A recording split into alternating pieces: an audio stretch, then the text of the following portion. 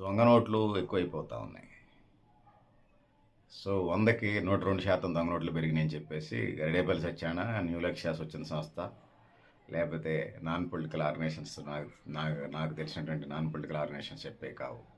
సాక్షాత్తు RBI, reserve bank of India వాళ్ళు చెప్తా ఉన్నారు. చట్టం వచ్చిన చట్టాలు చేసినది ఆగట్లేదు.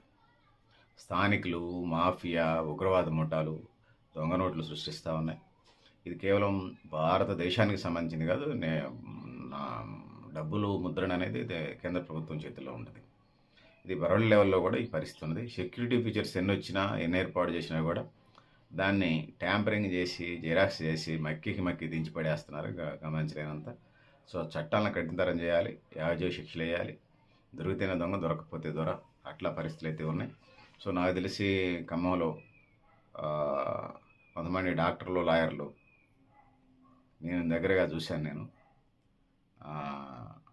అమ్మాయి కాదు, రాష్ట్రంలో, దేశంలో కూడా ఇట్లాంటి పరిస్థితులు ఉన్నాయి. ఉన్నత వర్గాల్లో ఉన్నటువంటి వాళ్ళు కూడా ఇలాంటి నకిలీ నోట్ల ముద్రణ, వాటిని పంపకాల్లో విజినట్ చేసినటువంటి పరిస్థితి నేను చూశాను. పెద్దలారా, మిత్రులారా, మీరు కూడా మీ అభిప్రాయాలు కామెంట్ బాక్స్ రాయండి.